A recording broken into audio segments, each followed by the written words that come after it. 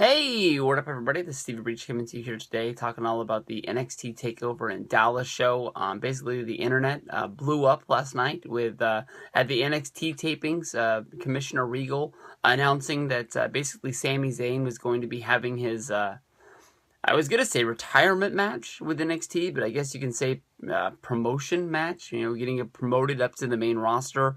Basically, Regal said that, Sammy's done everything that he needs to do in NXT.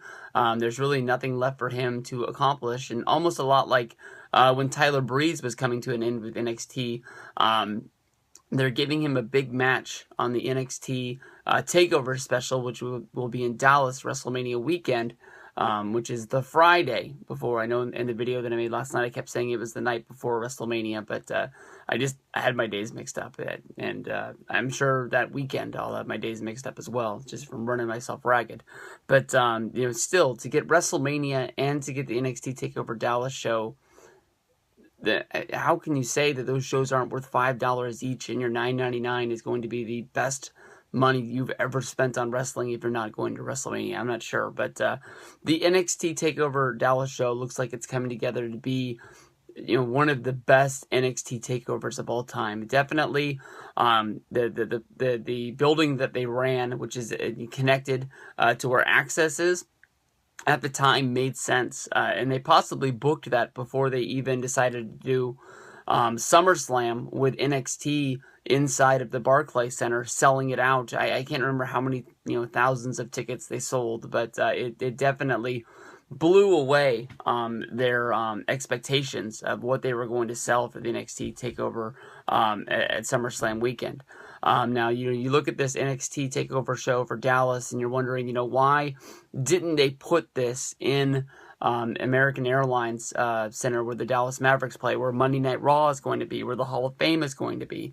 I don't know how much time they need setting up for the Hall of Fame, which would be the next night, but this Takeover special is going to knock it out of the park. We're getting Sami Zayn going up against Nakamura, which is going to be his debut match with the company, and that is one way to really knock it out of the park. I mean, those guys are going to have a phenomenal match. It seems that if your main event is going to be a rematch of Samoa Joe going up against Finn Balor, Samoa Joe is going to be your number one contender.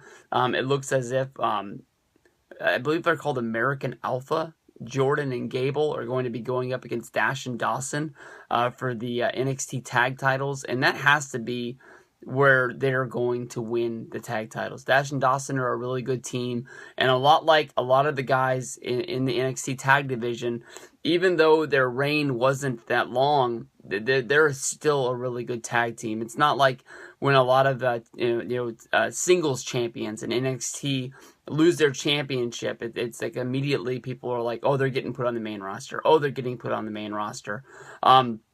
It's sort of a wonder why NXT has so many good tag teams, but there's no tag team division inside of WWE on the main roster with Monday Night Raw. We've got the New Day, we've got Usos, we've got the Dudleys, and Lucha Dragons are down with an injury right now.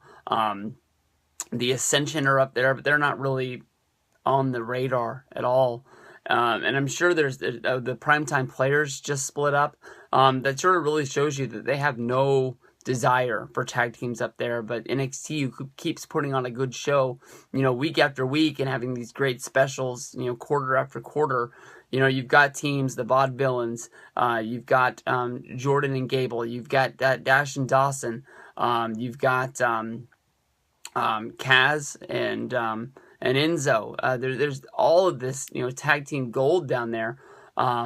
Pretty soon there has to get to a point where there's going to be the tag team revolution, and these guys go up to the main roster. Plus, I'm not sure if it's going to be his debut because it seems like it's a little bit far away. More than likely, he's going to wrestle on one of these sets of tapings, but Austin Aries is going to be wrestling against Baron Corbin. Of when he came out for his debut, Baron Corbin attacked him, and I guess we'll have to watch NXT to find out what the storyline is for why Baron Corbin chose to attack Austin Aries, if they have some sort of bad blood that revolves outside of WWE or something like that. But this is looking like a really good Dynamite show.